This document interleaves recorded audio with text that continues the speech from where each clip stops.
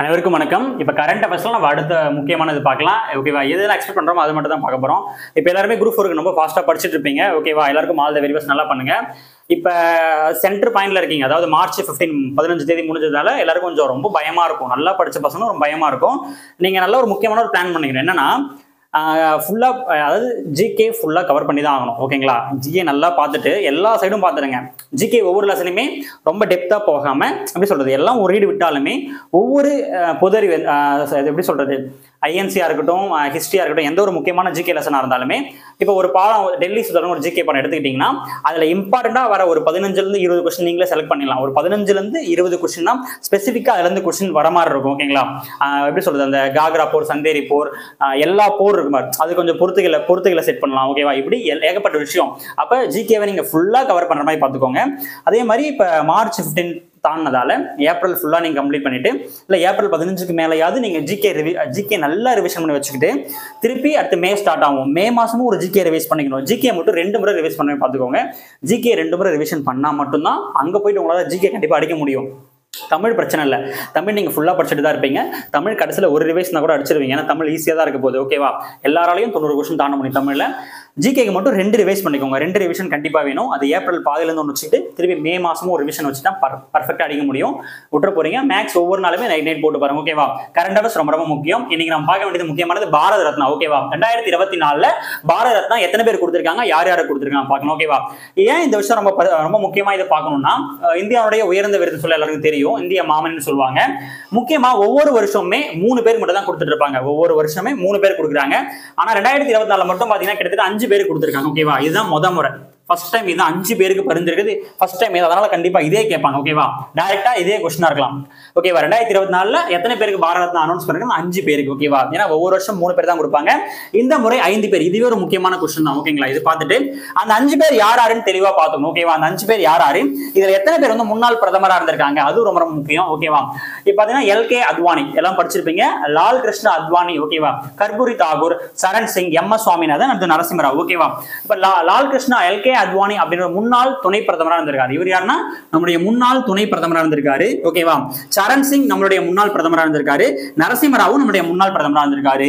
MS. Swaminathan எல்லாருக்குமே தெரியும். ஓகேவா, இந்திய பசுமை புரட்சியோட தந்தையும் கேள்விப்பட்டிருப்போம். இவர் தமிழகத்தை சேர்ந்த ஒரு வேளாண் விஞ்ஞானி தான் நம்மளுடைய எம்.எஸ். சுவாமிநாதன், அதாவது மான்கொம்பு சுவாமிநாதன். ஓகேங்களா, மான்கொம்பு சாம்பசிவம் சுவாமிநாதன் சொல்லிட்டு ஃபுல் எக்ஸ்பிளனேஷன் இருக்கும், பார்த்துக்கோங்க. ஓகே, முக்கியமா கர்பூரி தாகூர் ஒரு முக்கியமான நபர். ஓகேங்களா, இவர் யாருன்னா பீகார்ல ஒரு முன்னாள் முதல்வர். ஓகே, பீகார் ஸ்டேட்டுடைய முன்னாள் சிஎம் தான் கர்பூரி தாகூர். கொஸ்டின் எப்படி இருக்கலாம்னா, சமீபத்தில் பாரத ரத்னா விருது அறிவிக்கப்பட்டவர்கள் கீழ்கண்டவர்கள் தவறானவர் யாருன்னு கேட்கலாம். அப்ப இந்த 5 பேரும் நம்ம தெளிவா படிச்சா மட்டும்தான் நம்ம எலிமினேட் பண்ண முடியும், எது சரின்னு செக் பண்ண முடியும். ஓகேங்களா, இது நல்லா பாத்துக்கலாம். இதை பத்தி பிரீஃபாவும் பார்க்கலாம். ஒவ்வொரு வருஷமும் 3 பேர் தான் கொடுப்பாங்க. இந்த வருஷம் 5 பேர் கொடுத்துருக்காங்க. இது ரொம்ப ரொம்ப முக்கியம். ஓகேவா, பிரதமர் தான் பரிந்துரைப்பார். ஓகே, ஒவ்வொரு வருஷமும் பிரதமர் 3 பேர் பரிந்துரைப்பாங்க. இந்த வருஷம் 5 பேரை பண்ணிருக்காங்க. ஓகேவா, அப்ப இந்த ஒவ்வொரு நபர்களை பத்தியும் நம்ம பின்னாடி தனித்தனியா வச்சிருக்கோம், அதை நம்ம பாத்துக்கலாம். நீங்களும் கண்டிப்பா இந்த 5 பேரை பத்தி தெளிவா படிச்சுக்கணும். ஓகேவா, இதுல எல்கே அத்வானி அவருடைய சுயசரிதை நூல் ஒன்று இருக்கு. ஓகேவா, அதை நல்லா எழுதி வச்சு படிங்க, அதை நான் பின்னாடி சொல்றேன். ஓகேவா, இந்த 5 தான். நம்ம அடுத்த செகண்ட் ஒன் பார்க்கலாம்.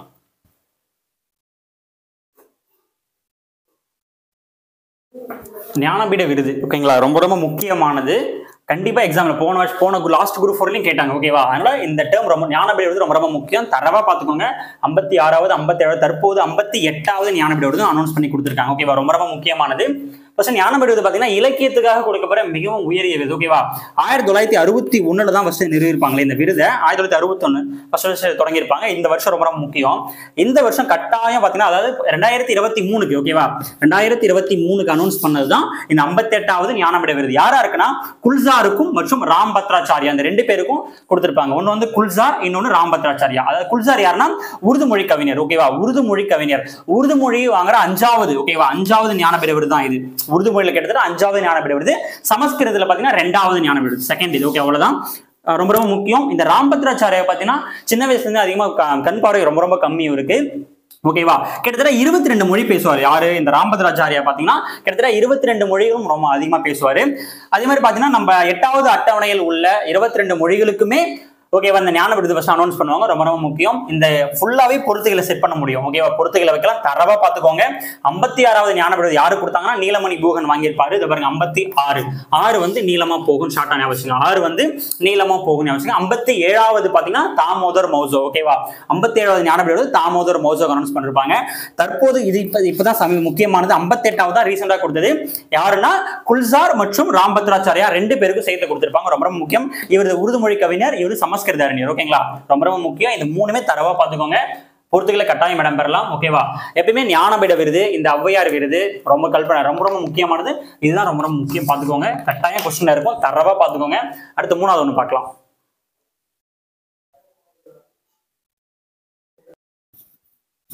அடுத்து 6வது கேலோ இந்தியா இளைஞர் விளையாட்டு போட்டிகள், ரொம்ப ரொம்ப முக்கியமானது. நம்ம தமிழ்நாட்டில் தான் நடந்திருக்கா, கட்டாயம் இருந்து ஒரு கொஸ்டின் இருக்கும். ஓகேங்களா, எப்படி வேணா இருக்கலாம்.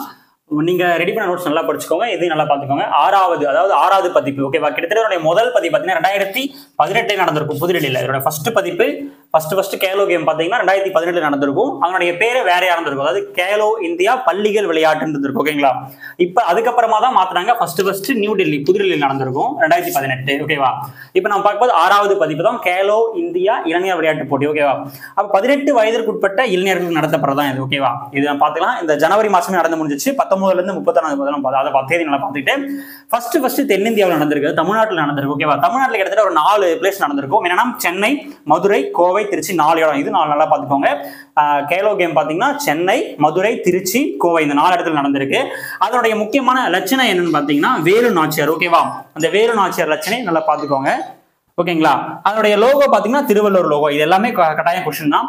அடுத்து நம்ம பார்க்க வேண்டியது என்னன்னா இந்த சரத் கமல், இன்னொன்னு சுபா, இந்த 2 பேரை பார்த்துக்கணும். இந்த சரத் கமல் பாத்தீங்கன்னா டென்னிஸ் போட்டி. ஓகேவா, சரத் கமல் வந்து டென்னிஸ் கேமு, சுபா வந்து தடகளம். இது ஏன் பார்க்கணும்னா இவங்க 2 பேர் தான் அந்த ஜோதியை வந்து எடுத்துட்டு போவாங்க. எடுத்துட்டு போயிட்டு பிரதமர் நரேந்திர மோடி அவர் தான் ஸ்டார்ட் பண்ணுவார் அதுக்கப்புறம் கேம். ஓகேவா, அப்ப சரத் கமலும் சுபா 2 பேர் தான் அந்த ஜோதி எடுத்துட்டு போறதால கட்டாயம் பார்த்துக்கணும். சரத் கமல் வந்து டென்னிஸ் கேம் தொடர்புடையவங்க, சுபா வந்து தடகளத்தோட தொடர்புடையவங்க. ஓகேவா, அதனால பார்த்துக்கிட்டு கிட்டத்தட்ட ஒரு 26 பிரிவுகள் இந்த விளையாட்டு போட்டி நடந்திருக்கும். அதுல டெமோ கேமா அறிமுகப்படுத்துறது பாத்தீங்கன்னா சிலம்பம். ஓகேவா, ஒரு மாதிரி விளையாட்டா கொண்டு வந்திருப்பாங்க. ஓகேவா, அது வந்து சிலம்பம். இதுவும் ஒரு கட்டாயம் ஒரு முக்கியமான கொஸ்டின். டெமோ கேம் பாத்தீங்கன்னா சிலம்பம். முதல்ல அதாவது இந்த 6th கேலோ கேம்ல ஒரு புது விளையாட்டு அறிமுகப்படுத்தின ஸ்குவாஷ் ஃபர்ஸ்ட் அறிமுகப்படுத்திருப்பாங்க. ஓகேவா, ரொம்ப முக்கியம். முதல்ல அறிமுகப்படுத்துறது ஸ்குவாஷ். இந்த கேம்ல ஒரு டெமோ கேமா கொண்டு வந்தது சிலம்பம். 2 டிஃபரெண்ட் நல்லா பாத்துங்க. ஓகேவா, அடுத்து இதுல முக்கியமானது பாத்தீங்கன்னா கிட்டத்தட்ட முதல் பதிப்பு 2018 டெல்லியில் நடந்திருக்கும். நான் ஃபர்ஸ்டே சொல்லிட்டேன்.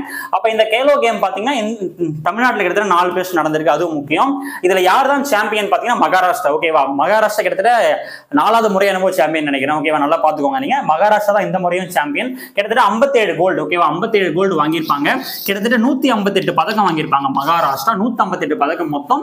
அதுல 57மே கோல்டு தான். ஓகேங்களா, நம்மளோட தமிழ்நாடு தான் second place. Tamil Nadu second place.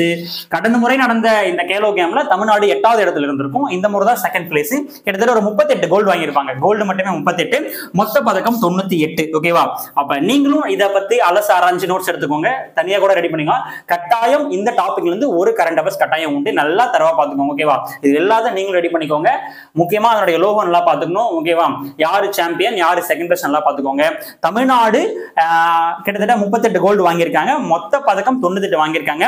Tamil Nadu எந்த விளையாட்டுல அதிகமான பதக்கம் வாங்கியிருப்பாங்கன்னு சொன்னா தடகளத்துல கிட்டத்தட்ட 18 பதக்கங்கள் வாங்கியிருப்பாங்க. தடகளத்துல மட்டுமே தமிழ்நாடு 18 பதக்கம் வாங்கியிருப்பாங்க. ஓகேவா, சிம்பிளா கேட்கலாம். அதுல 11மே கோல்டு தான். ஓகேவா, 11 கோல்டு தடகளத்துல தான் தமிழ்நாடு டீம் வாங்கியிருக்கும். அது ரொம்ப முக்கியம். ஓகேவா, ஃபர்ஸ்ட் டெமோ கொண்டு வந்தது சிலம்பம். இந்த 6வது கேலோ இந்தியா கேம்ல பாத்தீங்கன்னா அறிமுகப்படுத்தின கேம் வந்து ஸ்குவாஷ். இது கட்டாயம் கொஸ்டினா இருக்கலாம், நல்லா பாத்துக்கோங்க. அடுத்து 4th ஒன் பார்க்கலாம் நம்ம.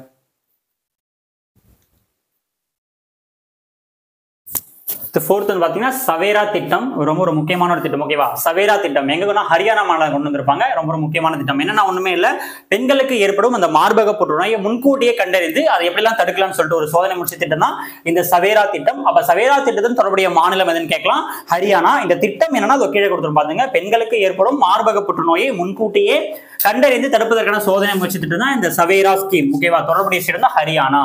ரொம்ப முக்கியமானது பார்த்துக்கிட்டு அடுத்து தர்மா கார்டியன் எக்ஸசைஸ். ஓகேவா, இந்த எக்ஸசைஸ் கண்டிப்பா ஒரு கொஸ்டின் இருக்கும், பொறுத்து கூட வைக்கலாம். தெர்மாகார்டியன் எக்ஸசைஸ் யாரா இருக்குன்னா எந்த நாடுகளும் இந்தியாவும் ஜப்பானும் சேர்ந்து பண்றாங்க, ஒவ்வொரு வருஷமே பண்ணுவாங்க. இரு நாடுகளுக்கிடையே அந்த பரஸ்பர அந்த ஒத்துழைப்பு கலாச்சாரத்தை மேம்படுத்துக்காக நடக்கிறது தான் இது. இந்திய ராணுவமும் ஜப்பானோட தரைப்படையுமே ரெண்டு சேர்ந்து தான் பண்றாங்க. சமீபத்தில் எங்க நடந்துச்சுன்னா ராஜஸ்தான் நடந்துச்சு. அப்ப சிம்பிளா கேட்கலாம், தெர்மாகார்டியன் பயிற்சி என்பது எந்த இரு நாடுகள் மேற்கொள்ளும் பயிற்சின்னு கேட்டா இந்தியாவும் ஜப்பானும். சமீபத்தில் எங்க நடந்துச்சுன்னு கேட்டா நம்முடைய ராஜஸ்தான் நடந்தது. ஓகேவா, ரெண்டு விஷயம் பார்த்தாச்சு. ஆற்றுக்கால் பொங்கல் விழா ரொம்ப முக்கியமான ஒரு ஃபெஸ்டிவல். ஓகேவா, ஆற்றுக்கால் பொங்கல் விழா எங்க நடக்குது பாத்தீங்கன்னா கேரளாவில் நடக்குது. இந்த ஆற்றுக்கால் பொங்கல் விழா பாத்தீங்கன்னா உலக அளவிலேயே ஒரு ஃபேமஸான அதிகப்படியான பெண்கள் கலந்து கொள்ற ஒரு பொங்கல் திருவிழா தான் இந்த ஆற்றுக்கால் பொங்கல் விழா. எங்கன்னா கேரளாவில் நடந்திருக்கு. இது ரொம்ப முக்கியமானது. 3 பார்த்திருக்கோம், ரொம்ப ரொம்ப முக்கியம். நெக்ஸ்ட் ஒன் பார்க்கலாம்.